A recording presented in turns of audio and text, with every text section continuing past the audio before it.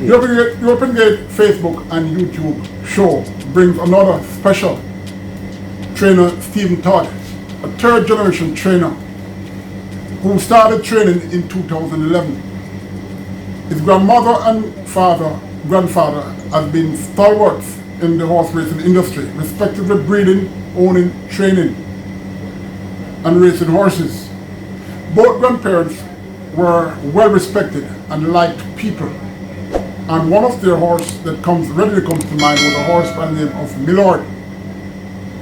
Stephen Todd's dad, Richard, did extremely well, winning over 800 races and in the top 7 winningest trainer in local horse racing, and has recently ventured back in training horses. His aunt Jennifer, an active thoroughbred, currently manages Edison Child's farm in Bogwalk, St. Catherine. Stephen, welcome to the Open Gate Show. Thank you, Mr. Blair. I used to see you under the watchful eyes of your mom in the North Lounge on race days. Tell us when you started being affiliated with horses. I mean, liking the animals. Well, I basically grew up around horses from a baby. You know, there are pictures of me here at the track from a baby. You know, leading in horses that my father trained. You know, my grandfather was a trainer. My grandmother, who initially not my mother, my grandmother was the person I used to be at the track with most than anybody else. You know, just to come and just watch horses run and so. And, you know, over time, you know, coming to the track with your dad on a Sunday morning, or, you know, when there's time, you know, the love for animals and the love for horses just grew naturally. I can't pinpoint exactly when it was, because I felt like it was just always there. You know, it was just the idea of being around a horse was just always something that was, you know, interesting to me, so it just naturally happened. You're always a determined lad. I remember seeing you at times scampering away from your grandparents in the North Lounge. But from St. Peter's and Paul, you love football, and that shows that, your determination. Do you remember those days doing sports? Definitely. Football is actually probably the sport that I love the most. You know, it was the sport. I used to play a lot of sports when I was young. You know, my father introduced us to a lot of sports, and football was the one that I actually did the most. You know, I represented St. Peter and Paul while I was there. You know, it was very interesting. It was days that, you know, you never forget. My father was a big supporter of me when I was playing football, because he loves football, I think, more than anything else. Second to horse racing, I think he and I share the same type of love for both sports. Stephen, you weren't sure what career you wanted to venture in, and at first, after school, you went to the aviation school before finally deciding to take up a career in horse racing. How did that went with your mom and dad? Not very good. You know, I actually wanted to be a pilot. Started all the steps towards being a pilot. You know, was in flight school, training, learning, flying, and I don't know. Even when I was doing that, I was still coming to the track. Still had interest in coming to the track. Any days off, I would still, you know, find a way to be at the track. You know, my mother was not very happy about that. I don't know at what point she realized that, you know, flying wasn't going to be what I was going to do, but, you know, eventually we transitioned towards being here on an everyday basis, being around my father, just learning about the business. I was still going to school at the time. I was actually at UE and UTech studying hospitality management, and, you know, in between that and coming to the track, you know, I just transitioned to just being here on an everyday basis. You got your trainer's license in 2011. Tell us about how your experience at the Jamaican Racing Commission training seminars were, as well as its effectiveness on your success in dealing with horses currently. Well, this training school that we went into to become trainers, I tell people all the time, it's not a practical training school, but what it did was to teach us a lot about horses that we wouldn't normally learn on a day-to-day basis. So to even enter the school, you had to be an assistant trainer for at least 5 years, just learning and dealing with everything about horses. When we went to the school, we actually learned some stuff that we just never knew. So, from a medical perspective, the vets had taught us how to manage an animal, how to deal with an animal, different elements that you wouldn't normally be introduced with on the racetrack. So it was a very excellent school, and it was very knowledgeable, and I think it helps a lot with us, in terms of our development as trainers. How long after 2011 you had your first win as a trainer, and when were you satisfied? Yes, I've made the right decision. Well, your mom and everybody agreed that, okay, Steve is on his way. I still don't know if my mother agreed. If I made the right decision, I still don't know, right? But, after graduating in 2011, I think we graduated in about September, and I think by October I had my first winner. And it was extremely a joyous experience, a joyous moment, because it takes a lot to become a trainer. It takes a lot to even win a race. So, even just winning that first race was really a nice experience. Your 100th winner on the 1st of November 2017 was with Dreaming of Magic. Lead us through that experience, especially that you took the Quinella in that race. Definitely, but reaching, as a young boy growing up and watching my father win races, he used to win races all the time. It was almost a matter of once I come to the track, he's going to win a race. Winning 800 races is not a normal thing, right? So I was used to the idea of people winning races because he used to win so many races. But for me to win 100 races, starting off training, I never think I was going to take training so seriously. I just wanted to do it for the love of it. To get to 100 winners is not an easy thing. It takes a lot of work. We had been putting in the work, and it was a really surreal experience to reach 100. Even while the race was running, I wasn't saying, is this a dream or is this a reality? Is it really happening? But thankful for it, and we're happy about it. 2016, you were awarded Most Improved Trainer, having 31 wins, third behind Wayne Acosta 72, and trainer Anthony Nunes 53. That's within 5 years as a trainer. Walk us through that period, that feeling, because really that's a great achievement in just a short time. Well, even that year when I won 31 races, there were different points where the milestone had changed. There were times when I said I think that same year I said if I won 15 races that year, I'd be very happy. Approaching the 15, I had a conversation with people, and they were like, you reach 15, but try for 20. And I was like, why 20 sound too much? If you're winning 20 races, not an easy thing, or we're going to try to achieve 20. Let's just focus on the 15, we reach a 20, and then we change the goal to 25, and we reach 25, and we change the goal to 30. And, we achieved 31. It was really something different, a whole heap of work. It's a whole lot of work to get to that point, So, it's something that we enjoy, though, I like training horses. Yes, it's a job, but because of the love of it, I really love it. So it don't feel like a job on an everyday basis. It just feel like me doing something that I love. Well, winning another 100 races over a 4-year period to reach 200 career wins after your 3-year-old Bossy and Flashy on the 16th of January 2020 was made the official winner. Some say that horse's name was appropriate for that milestone. What's your take on that, as well as seeing now you are a well-established trainer going on to do better? Well, as I said before, each win to me is something that I enjoy. On a day-to-day basis, just being at the track and just working towards a winner is something that I enjoy doing.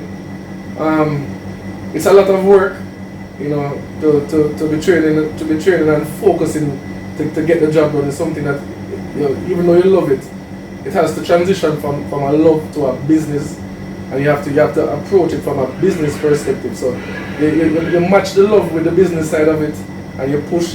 First of all, you can't train horses without horses.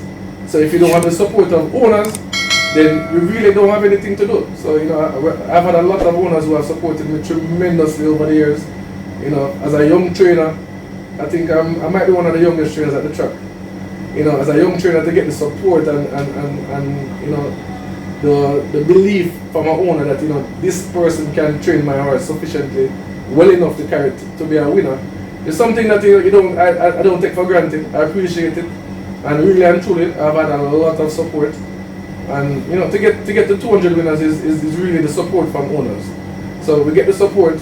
I have a fantastic set of staff, fantastic set of grooms who actually believe. So the belief of the grooms to believe in what the trainer is doing, so that we can all move as a team towards getting these winners. It's not an easy thing. Sure. I've been lucky, I think, to over the years had a team that really believe in me, and we really put in a lot of work towards achieving the goal. So it's not a goal that you say, boy, Stephen win 200 races.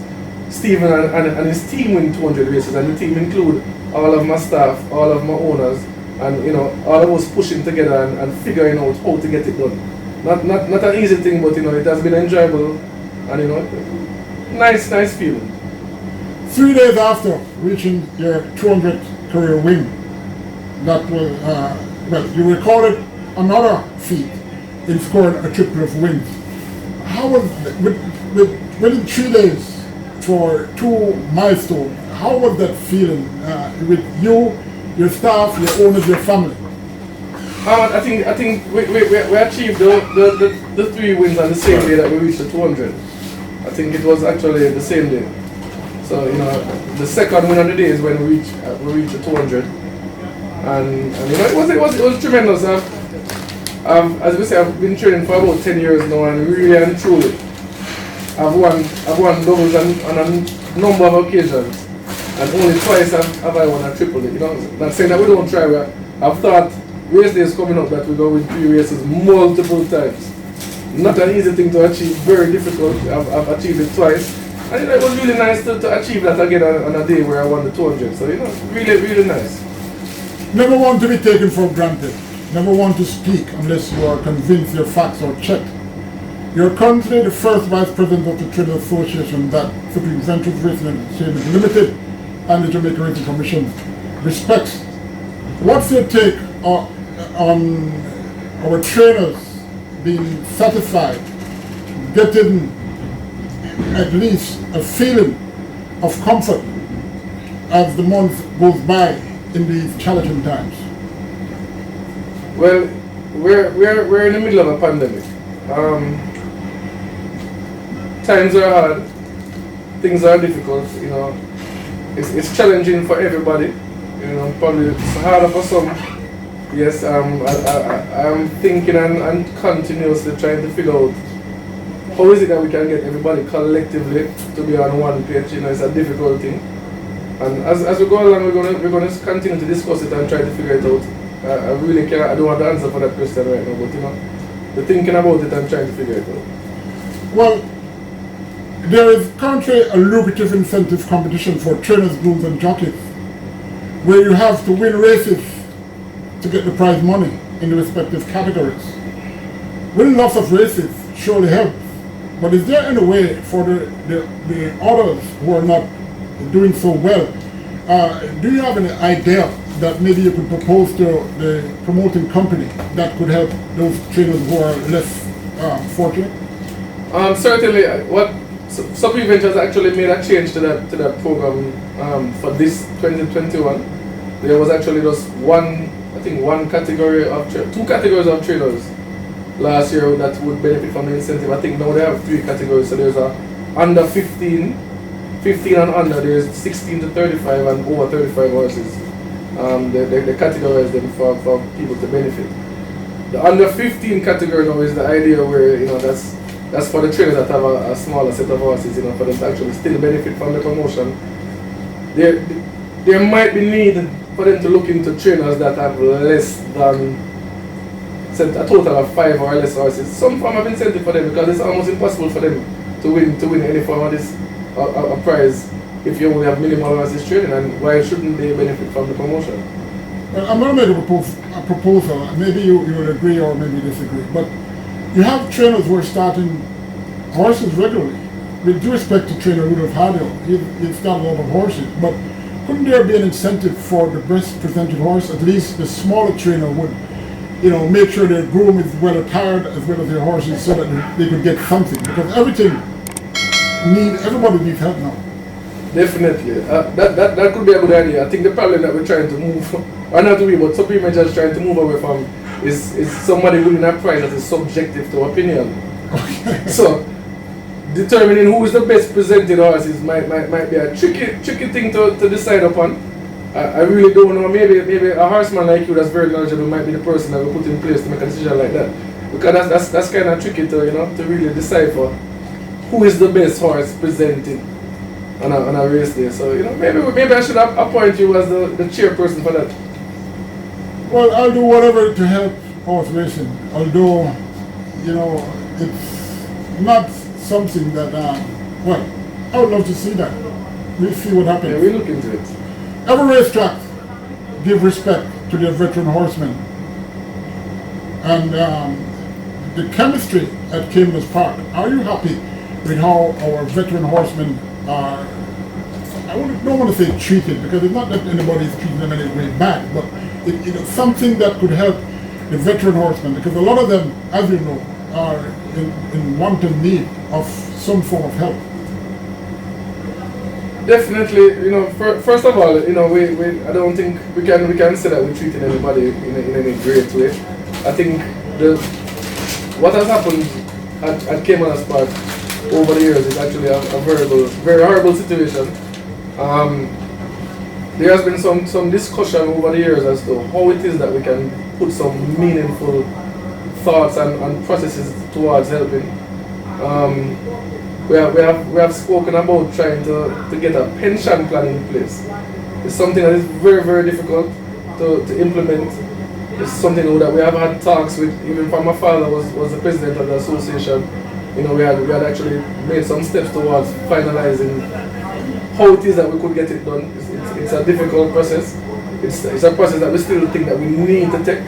I don't know how we're going to actually get it to implementation, but it's something that we need to look into. Apart from that though, I think what we have done, not on a formal scale, is that I think that a lot of people we have asked and requested donations from people whenever we see people in a position that they need help.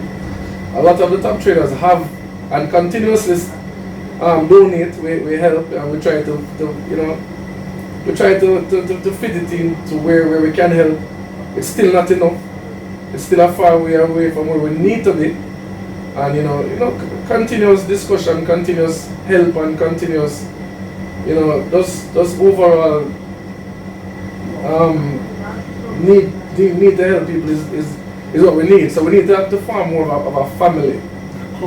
As people in the industry. We as trainers, we need to be looking out for each other, and we need to get it to that point where we're far away from it. I can't give you a definite plan as to how we're going to reach there, but definitely we need to reach it. We're going to reach there. How we reach there is that we need to have a serious sit down and discussion, and then after the discussion, most times people take long to actually implement. We need to start the implementation process so that those who are in need can get help. Those who have been people that contribute a lot to the industry can benefit from the contribution to the industry. And Supreme Ventures definitely need to play a part in this. And so we're gonna try to push it, and it will be done. Stephen, what's your take on the current claimant system? One, does it help better in the future of local horse racing on a whole? Two, does it need to be altered somewhat so that, say, a year or so from now, the whole industry can be better with fans and the likes? There is no system that is perfect. So let's start from that perspective. There's been a lot of thought that the claiming system has destroyed horse racing over the years. I for one wasn't a part of horse racing before the claiming system, so I really don't have first-hand knowledge. But in discussion with a lot of people, I think it's a ticklish situation. I think the reason why they implemented the claiming system was because there was a need for it. As is now, is it the best system? Probably not.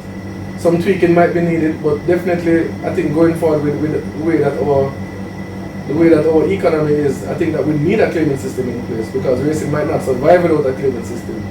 You know, so it's something that we need to look into in terms of how we can tweak it and what's the best way to move it forward.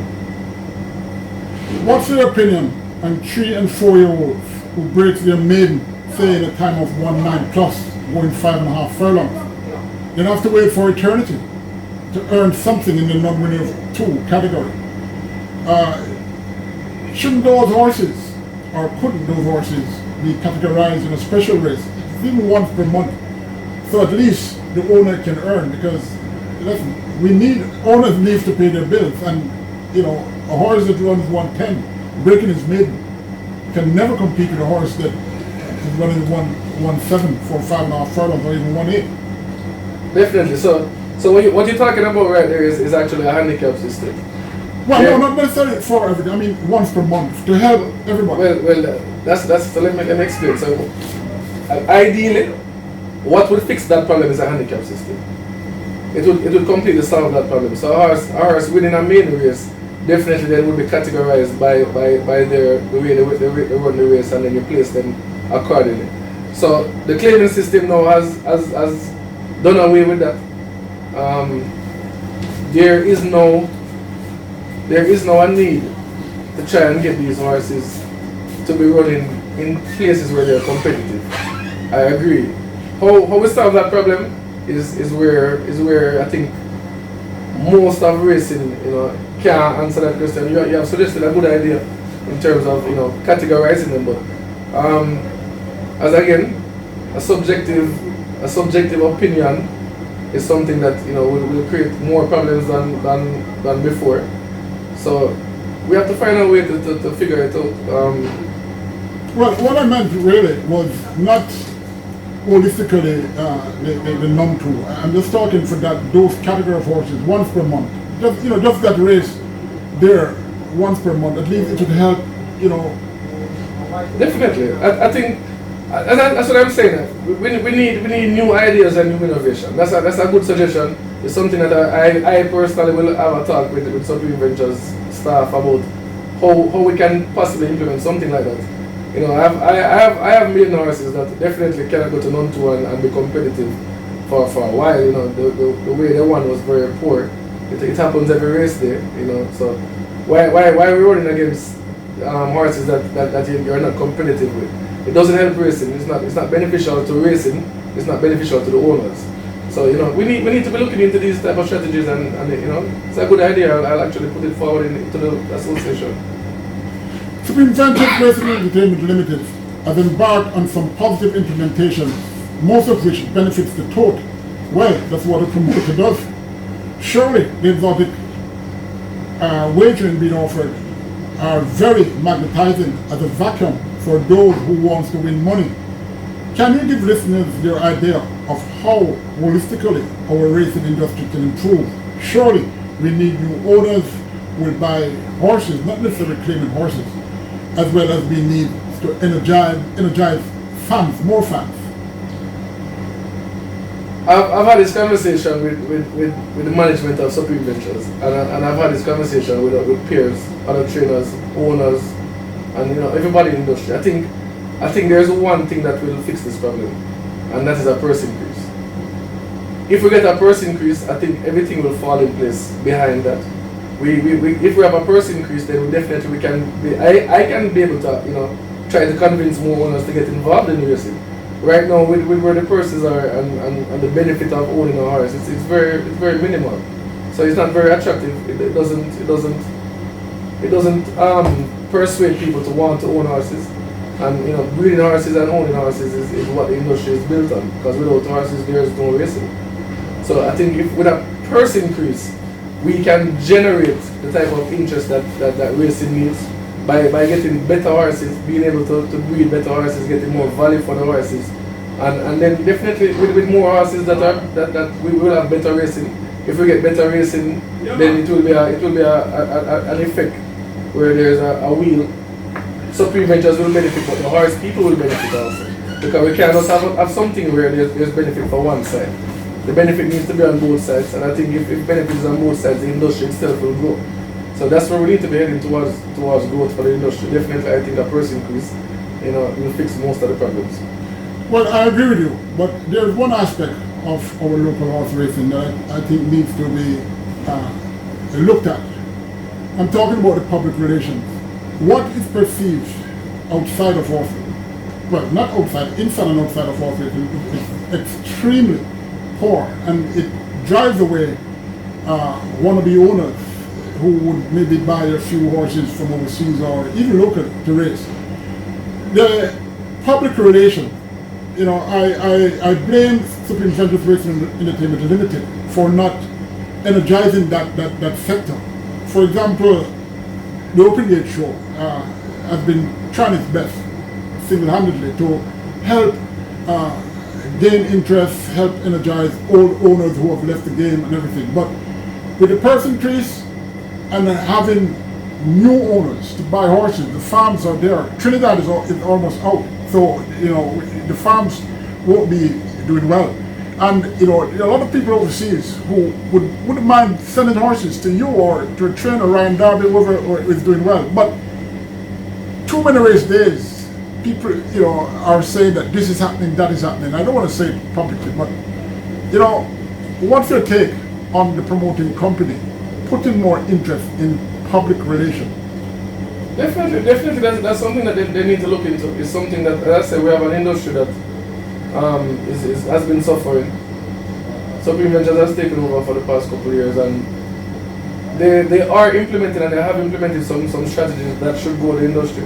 But definitely, public relations is something that they need to be looking into it. I think the management of Supreme Ventures have the most role to play in terms of organizing and facilitating things. So definitely, a show like Open Gates is something that support needs to be given to, because these are the type of shows that get information out to the public and helps the industry overall. So definitely, Supreme Ventures need to play a bigger role in that part. Another concern of mine, because I'm the one who everybody's calling, it's very annoying. Whenever there's a carryover or there's a mandatory payout, people are calling, not only locally but overseas, asking me which are the stipulated races for such. How on earth can you have a race book that doesn't show this? They used to show it, but why do they stop doing it?